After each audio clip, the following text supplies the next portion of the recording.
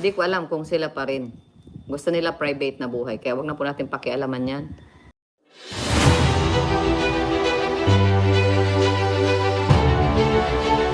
Okay guys, isa na muli mapagpalang umaga, tanghali, gabi po sa inyo lahat. Sana po ang lahat ay nasa mabuting kalagayan at ligtas po sa anumang kapahamakan, saan man po kayo dako ng mundo naroroon. Ako po muli ang inyong lingkod, Maestro 21 TV, at sa ating video ngayong araw na ito mga kalingap, tayo muli po ay magbibigay ng ating panibagong kuro-kuro, komento, opinion at reaction tungkol nga po dito sa naging pahayag po ni Ate Edna Vlogs. At sinasabi po niya ay ito ay maraming na real talk sa kanya pong naging opinion o naging pahayag po sa kanya pong naging live kamakailan lamang po. At maraming na real talk at marami din pong umalma. May mga umalma din na mga supporters, mga netizens. Okay, siguro itong mga umalma na ito ay ito yung pumapanig. Pumapanig po doon sa ibang doon sa isang panig. Hindi po ba mga kalingap? So sa lahat naman po ng mga opinion, lahat naman po ng mga sitwasyon, lahat ng mga kwento ng buhay ay mayroong dalawang panig. Okay? So hindi natin po 'yan maiwasan na maski sabihin po natin yung opinion natin para sa atin ay tama, pero para sa taong tumatanggap, para sa taong nakakapakinig, ay hindi natin po sila masisisi kung sila po ay sa kabilang panig po. O mayroon din po silang panig na pinapaniwalaan at doon po sila pumapanig. Hindi po ba mga kalingap? So dito mga kalingap, parang itong mga ibang netizens, ibang supporters po ng kalingap ay sinasabi na itong si Ate Edna Vlogs mga kalingap ay parang naging bias. Parang naging bias kasi para bagang ang kanya pong ipinagtatanggol dito mga kalingap ay ang si Papa Eds o si Kalingap Edu, sapagkat sinasabi po nila mga kalingap ay kanya po itong pamangkin. Pero yan po yung ating pag-uusapan mga kalingap. Pero bago po yan, tayo muna po ay magbibigay pugay sa ama at founder po ng Kalingap, Kuya Bal Santos Matubang. At tangkilikin po natin Ate Edna Vlog, Kalingap Rob. At siyempre, kung bagong silip lang po kayo, bagong dating lang po kayo sa ating munting channel, sana po ay inyo rin pong tangkilikin sa pamamagitan po ng pagbibigay niyo po ng like, share and subscribe, at tuloy pindutin na rin po ang notification bell, at ang sa ganon, tayo pa rin po ay magkita-kita at magsama-sama sa susunod pa pong mga reaction videos na ating gagawin. Likewise, may galad shout out sa ating mga kasamahan po dyan sa Karepa, Kalingap Reactor Partner. Sa pamumuno po yan siyempre ng ating Presidente, Javier De Leon, aka Birador, at suportahan din po natin mga Kalingap, ang ating mga Kalingap partners, Kalingap Charity Vloggers, lalo na po yung mga nariyan po sa iba't ibang Kalingap landing pad na mayroon po tayo sa ating bansa. Okay? So mga Kalingap, bago po tayo patuloy ay panoorin po muna natin ang isang maikling video clip na ating pong kinuha po sa naturang live po ni Ate Edna. Okay? So mga Kalingap, panoorin po natin. Yan. Shout out mga EDSI niyan. Wala na pong EDSI ngayon. Beyonce na lang. Edo na lang. Edo at Beyonce. Wala nang EDSI. Pero, di ko alam kung sila pa rin. Gusto nila private na buhay. Kaya wag na po natin pakialaman yan. Yung nagang topic ng nagagalit kay Edo at hindi inaayos. Anong kakaayusin ni Edo? Wala man dapat ayusin po. Ayos na nga sila. Bakit nakikialam kayo sa buhay nila? Ayos na nga. Gusto nila yung private na buhay. Huwag yung panghimasukan. Ayun, di makamubun yung mga reactor na mga nagag-topic ng EDSI at wala na silang content. Di pa ka mag-charity at mag-charity kayo. Hanap ng tutulungan. Ibang tutulungan. Si Beyonce ay okay na, kahit di na yan tulungan, may bahay na, may ipon na yan, mayroon pa yung sweldo, may allowance pa yan sa Velvet tuwing ma-live yan. So, kaya na niya ang buhay niya. Diba? Baka nakalimot na kayo ng tamang purpose kung bakit may kalingap. Makalimot na kayo. Di kayo makamove on. Pag-aawayan pa ninyo si, tawag doon, pati yung magulang ni Edo, nadadamay, wala mang kamalay-malay, gawa ng mga bashers, gawa ng mga topic ninyo. Kata-topic ng mga reaktor. Sisisihin si Edo, di daw inaasikaso. Ano asikasuhin ni Edo? Wala naman dapat asikasuhin doon. Bakit may kontrata ba sila? Wala man yung kontrata. Di ko alam, magka-chat yan dalawa. Kayo mga nagang topic ng EDSI, mga reactor na mga vlogger na mga nagang EDSI. Kayo ang tumigil para wala nang tumigil para wala nang ingay. Diba? Kaya tuloy nababa si Edo. Pati yung magulang ni Edo, wala mang kamalay-malay, nababash. Nagang live kayo ng pinapahamak ninyo si Edo. Kabait-bait ng tao. Wala mang ginagawang masama sa inyo. Siya lang ang isa sa mga legit na naglilingap talaga. Guys, panoorin niyo ang mga vlog ni Edo. Kalingap Edo. Pinagang subo si Edo sa basher. Pinagang sisi sa live. Edo, ayusin mo. Hindi ka na-move. Dapat ang lalaki ang mag-move. Di mo alam kung nag-move yan. Kaya nga gusto nga nila ay private na buhay. Kayo ang mag-ayos. Yung mga vlogger na nagang topic ng nagang paano kay Edo. Kayo ang tumigil na. Di kayo makamove on at wala na kayong content. Mag-charity kayo para may content kayo. Tapos na yung kay Beyonce.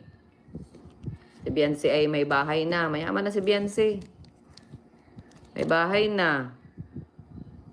Nag-aaral. Second year na. May ipon na yan. O ano pa, lumayas na kayo dyan. Ayaw na nga sa inyo. Ayaw na nga magpa-vlog. Bablog pa ninyo. Pagpapara. Tapos pag-aawayan ninyo, magagalit kay Edo. Si Edo, move on na. Okay, so yun mga kalingap. So sabi ko nga kanina sa ating intro ay marami daw pong na real talk dito po sa naging pahayag po ni Ate Edna Vlog sa mga kalingap. Alin po doon ng real talk? Kasi na real talk kasi sinabi na nga upang maiwasan po ang pambabas o mga pambabalahura ng mga netizens, mga supporters na siyempre one-sided. Hindi ito yung one-sided na sinasabi po ni Dr. Lab, mga kalingap. So sinabi ko nga kanina, itong mga makakapanood, itong mga taga-suporta, mga kalingap, ay maski sabihin po nating opinion lang po nila ang yung kanila po ibinibigay, pero hindi maiiwasan sila po ay one-sided. Kasi siyempre, ang kanila pong iniintindi dyan, yung kanila pong iniidolo. So, para maiwasan po ito, mga kalingap, ay nakiusap na po mismo si Kalingap Rab na siya pong may hawak po sa mga love team, siya po ang may responsable sa mga Kalingap Angels. Nakiusap na po itong si Kalingap Rab na kung sana po ay wag nang mag-topic, wag nang i-content, at mayroon daw pong mga nagta-topic na talaga naman pong doon po sa kanilang mga comment section ay nako po, pinupulutan at may sinisisi, may sinisisi. So ganito rin po yung naging pakayag po ni Ate Edna Vlogs, mga kalingap. Okay, real talk. Kaya hindi tumitigil kasi patuloy pa rin po at hindi daw po makapag-move on ang mga tao.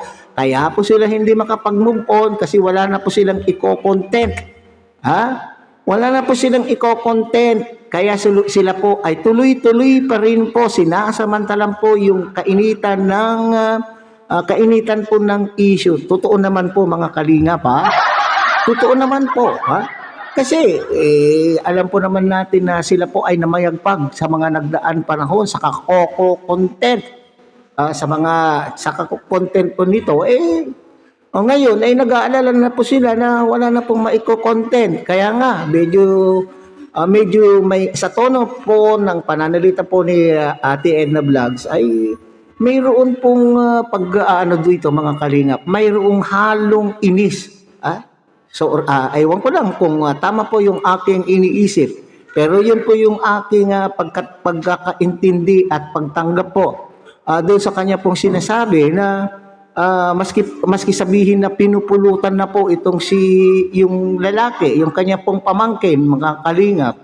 Okay, so at dito tuloy pumasok yung punto, mga kalingap, kaya po naging bias daw po itong si Ate Edna ay sapagkat kanya pong pamangkin yung gusto niya pong ipagtanggol po dito, okay?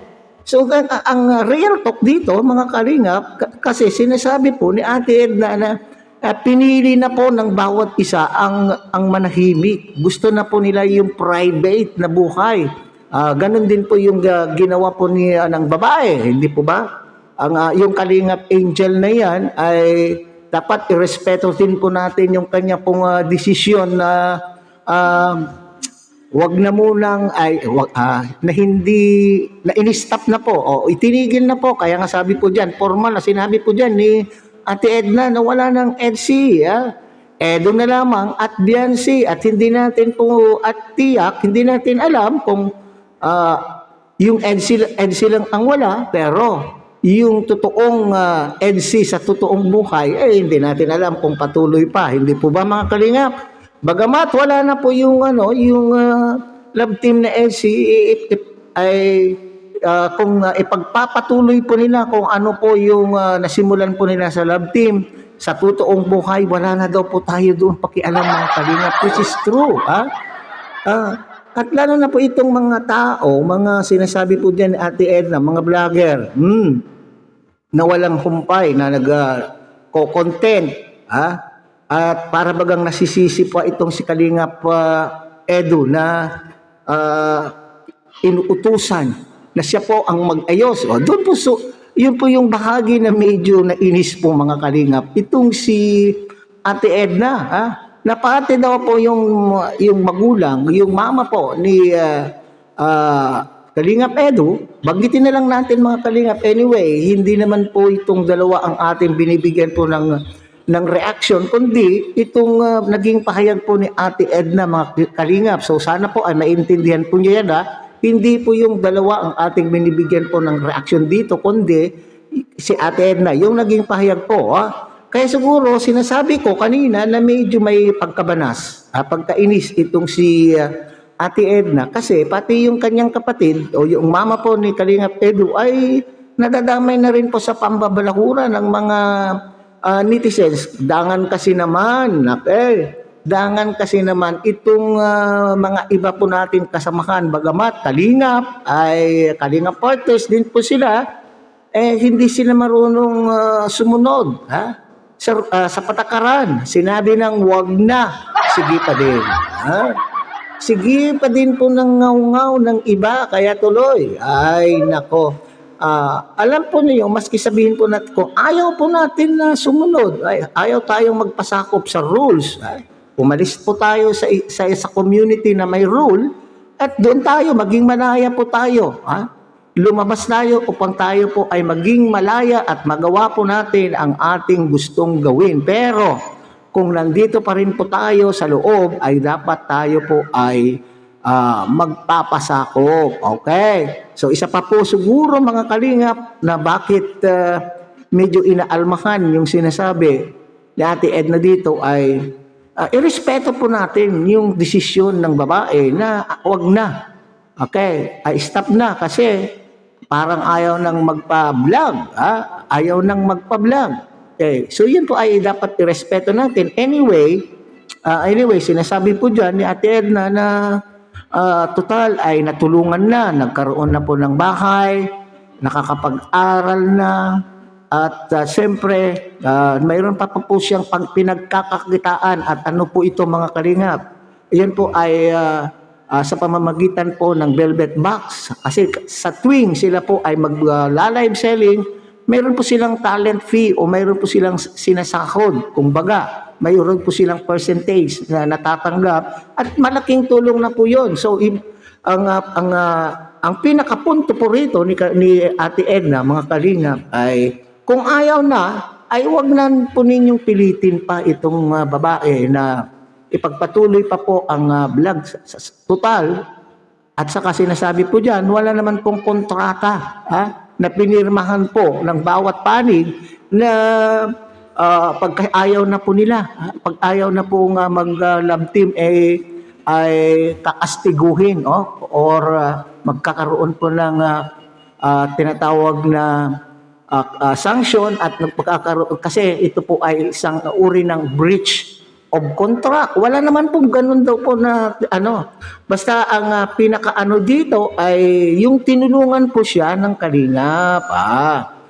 Yung pagtulong na lamang po ng Kalingap, yun ang ano, ngayon, natulungan na po, at ayaw na po, at sinasabi po naman po ni Kalingap Rob, mga Kalingap, na parate, na kung ayaw na po ng leading lady, magsabi lamang at walang magagawa po itong si Kalingap Rob, kundi irespeto.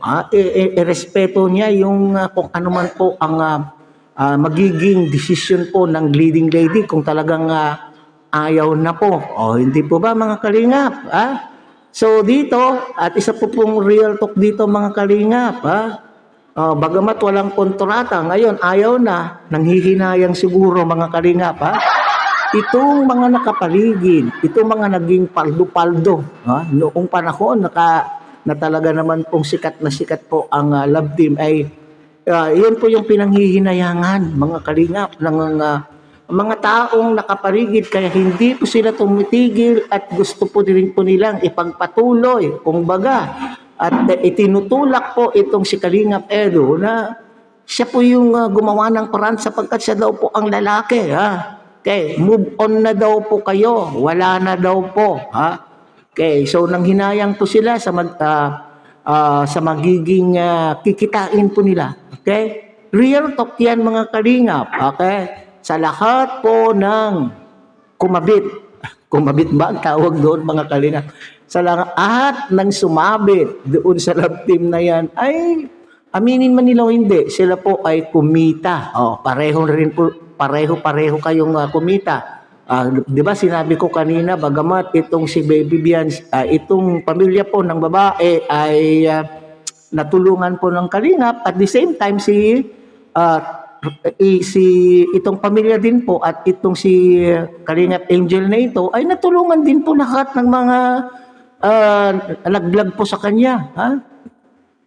Kagaya po ni Kalingap Rob, primarily si Kalingap Rob, totoo po yan, it's a mutual benefit.